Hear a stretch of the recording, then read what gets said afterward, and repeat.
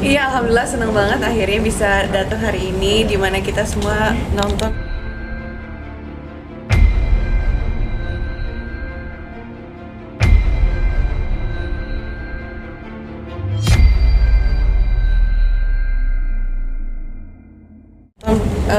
Pertama kali premier film Madu Murni, and it's sangat pastinya berkesan banget untuk aku dan juga suami karena ini comebacknya kita ke perfilman setelah 3 tahun vakum, dan akhirnya di sini pun dapat film yang sangat menarik sekali, perannya pun sangat menarik gitu ya, sangat menantang juga, sangat berbeda banget sama dunia nyata, jadi sulitnya di situ. Dan kami sih sangat berharap banget film ini bisa diterima sama masyarakat dan bisa menjadi sebuah tontonan yang menghibur dan ada pesan yang bisa diambil setelah menonton. Mas sendiri gimana kesannya selama 3 tahun tidak main film? Tapi tiba-tiba main film cerita sama istri gitu. Pertama-tama sih pastinya, saya jujur saya bangga banget sih saat ini ya. Saya bangga banget kalau melihat dari ekspresi teman-teman dan semuanya tuh terhibur dengan film Madu Murni, dan sangat bangga sekali ditawarkan Madu Murni oleh Pak Parwe sendiri gitu kan, memberikan kesempatan untuk saya bermain di sini bersama Iris. Ini adalah film pertama saya dengan Iris Bella gitu kan, sebagai istri saya juga di sini. Terus juga sudah cukup lama ya saya tidak bermain di film. Ini ada film kedua saya setelah film Retak Gading waktu itu, dan jadi rasanya pengen lagi gitu ya Pak ya, kita siap lagi tentang project lagi gitu untuk di film. Dan itu aja sih, rasa kebanggaan tersendiri bisa berhadir di sini nih, duduk bersama orang-orang yang sangat luar biasa sekali di dalam industri film. Mbak Olia Sarah sendiri ini gimana nih jadi pelakor di sini? Tunggu, ini bukan pelakor ya, bukan. aku jadi Madunya Murni. Rasanya bahagia sekali ya berkesempatan untuk memerankan menjadi istri kedua, karena cuma di sini satu-satunya kesempatan aku bisa memainkan peran jadi istri kedua. Kapan lagi ya kan, kalau kenyataan jangan sampai ya, amit-amit.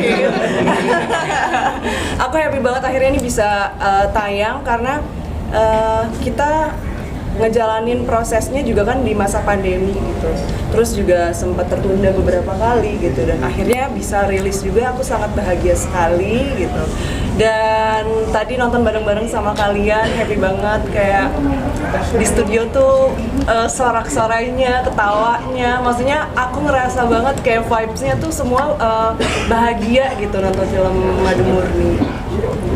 Adu chemistry sama Amar Zoni seperti apa? Kayaknya nyambung banget tadi di beberapa scene. Mau tahu nggak? Gimana ya, Neng Ati gimana ya?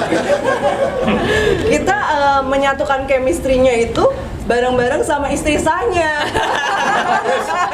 Jadi nggak berduaan doang, selalu ada Iris gitu di tengah-tengah, dan Iris sangat membantu sekali ya ternyata gitu. Dan aku happy sih bisa kerja sama bareng sama Iris dan Amar gitu. Tapi Karena ada canggung-canggungnya juga. Kenapa? Ada canggungnya juga di hadapan Mbak.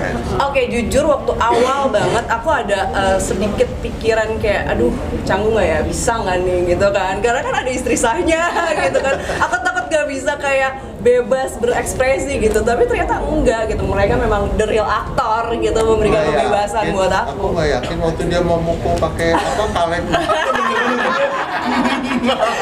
Keluarnya di situ ternyata dipendamnya ya, dipendam di adegan-adegan tertentu ya gitu. Tapi ada adegan-adegan yang improv gak sih, kayak tadi kaleng kerupuk gitu, terus ada yang nampak apa aja sih yang seru yang kalian? Saya kalau dikasih tahu spoiler nggak sih nanti? Iya. Tapi banyak banget sih sebenarnya adegan yang di luar. Yang serunya itu karena dari Pak Musfar Yasir itu sudah membuat skenarionya. Terus dari kami aktor dan sutradara, bagaimana caranya mencari yang tersirat dari dialog itu tersebut, dari setiap adegan-adegan, apa poin-poin penting supaya ketika orang nonton dapat gitu loh rasanya, oh iya maksudnya seperti ini. Jadi pasti semua yang nonton ke bawah kan dimensi dari perjalanan kehidupan Mus itu gitu. Karena dari benang merahnya itu, jadi improv banyak lah bener. Banyak deh pokoknya. Banyak dengan director, tapi tentu pasti sudah Ada benang merahnya gitu ya. disetujui. Dan mungkin yang paling menarik adalah yang konsep one take panjang itu menurut saya kalau aktornya nggak luar biasa itu nggak akan bisa dapat ya. Dan DOP-nya juga bagus, directing-nya juga bagus, cast-nya, ensemble-nya menurut saya luar biasa. Pak Kapolres ini dengan film Badung Murni yang genrenya komedi drama ini, apa sih Pak yang mau disampaikan? Apa ada realita kehidupankah yang disampaikan seperti apa? Ya, sebetulnya ini kan komedi keluarga ya. Kita kan dalam keluarga itu banyak sekali romantikanya dan mungkin ini akan menjadi sebuah referensi baru tentang hal-hal yang kita anggap menjadi sesuatu yang sangat menarik. Yang menarik itu belum tentu hasilnya, yaitu kalau tadi yang saya bilang kan, mau untung bisa jadi buntung gitu kan. Dan jadi banyak. Nah ini yang menurut saya itulah kehebatannya Muspar ya. Pak Muspar itu eksklusif menulis naskah dan dalam naskahnya itu kita bisa menertawakan diri kita sendiri. Ada pesan-pesan yang positif tentang akhlak, tentang ngapain sih nggak mau terima uang haram dan sebagainya. Tapi juga ada kritik-kritik sosialnya juga gitu. Nah ini menjadi sesuatu yang utuh dan motif membaca itu, dan menurut saya ya ensemble pemainnya juga luar biasa gitu, bisa masuk ke dalam semestanya Badung Murni ini dan kita menjadi merasa bagian dari, kita kayak buka jendela melihat kehidupan sehari-hari. Nah itu yang jarang kita dapat. Kita biasa nonton film, kita berjarak, kita mau masuk susah. Nah ini yang menurut saya yang kita harapkan akan menjadi sangat cair. Ya, cast-nya luar biasa. Filmnya ada dokter kita yang Sangat Jomba lucu. udah tahu kan, kacau kan. Dia aja udah sekolah. Mbak Ira ya kan, Anji dan banyak cast yang lain yang mungkin tadi nggak semuanya pada masuk di sini. Tapi menurut saya ini adalah sesuatu yang patut untuk kita apresiasi ya. Saya sendiri sebagai pembuat film, saya banyak bikin film, tapi tidak semua film saya jatuh cinta. Dan ini salah satu yang saya jatuh cinta. Begitu saya udah selesai editing, saya undang 3 cast utamanya, yuk nonton, kita lihat deh. Amar, mungkin sebagai laki-laki, sebagai suami gitu, dari peran yang tadi itu pelajaran apa nih yang bisa mungkin dengan itu jadi lebih bagaimana sama istri mungkin? Banyak, cuma saya ngerasa gini loh ya, Pak Parwas kenapa bisa mengerti sekali ya, tahu banget cast-cast yang dipilih itu siapa.